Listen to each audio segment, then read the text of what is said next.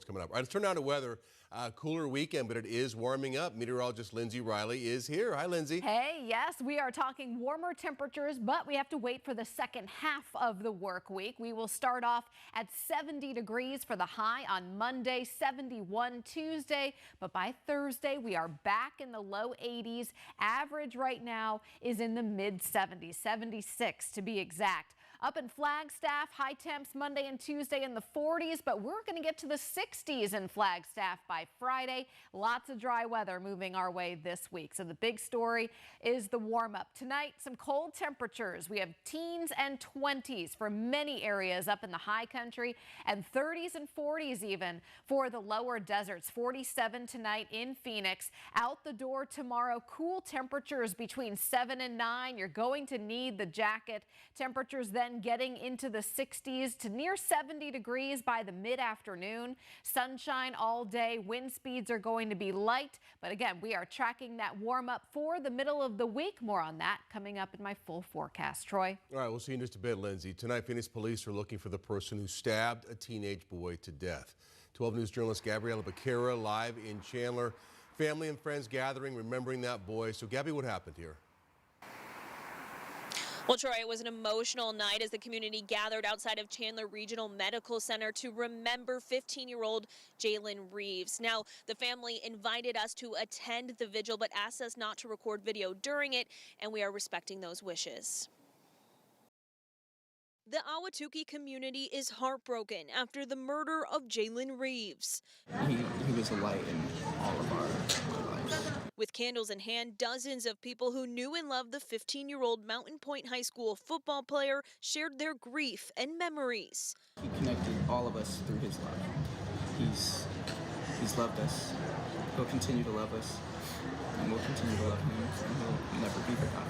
Reeves was stabbed to death early Saturday morning. Phoenix police say he was hanging out with friends at a park near 40th Street and Chandler Boulevard when a fight broke out between Reeves and people he didn't know.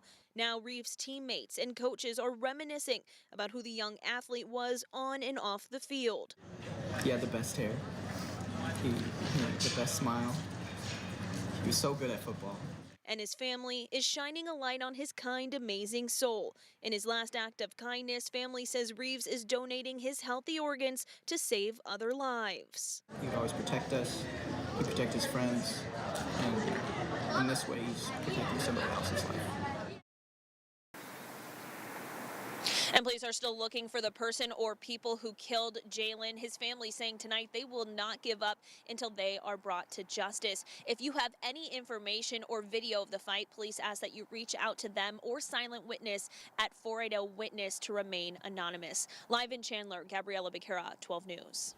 Gabriella, thank you for the report. New tonight, a man is shot in his own West Valley home, and police think his neighbor could be responsible. So police aren't sharing many details right now, but they did tell us they believe the man's neighbor is possibly involved in this shooting.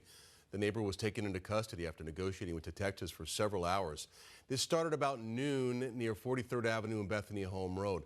Police say when they got to the area, they found out a man had been taken to the hospital by family members after he was shot in his house. So police haven't said what led to that shooting. A man is recovering after he had trouble with his parachute while skydiving in the West Valley. This happened this morning about 9. Fire officials say it happened on Palo Verde Drive in Buckeye. When they got to the scene, they found a man whose canopy apparently collapsed about 40 feet above the ground. So Buckeye Fire tell us that led to a rapid, uncontrolled landing. There were major injuries here. Tonight, we're still waiting to learn his name and the cause of that accident. We have some new information tonight on a small plane crash that left 2 people injured up in the high country, showing you a map now of the area. The Yavapai County Sheriff's Office telling us it happened this morning about 9:30, about 9 miles southeast of I-17 and Highway 89, just a few minutes south of Mayer. And according to the sheriffs, 2 people were on board this single-engine Cessna when it crashed near Bloody Basin Road. Both people were flown on the DPS Ranger helicopter to a hospital in Phoenix, and you can see the records. A plane pretty much intact there. Tonight, we're told both passenger and pilot are in stable condition. The passenger told deputies the plane's engine failed. So right now, the cause of the crash is under investigation by the Federal Aviation Administration. A California man dies in an accident at a power plant here in Arizona, and tonight his family's remembering him. 50-year-old Mike Oliver. They say he was a loving father and husband and grandfather. My dad was a great man. And I'm not just saying that because he was my father. He genuinely was a great human, great person, always the life of the party.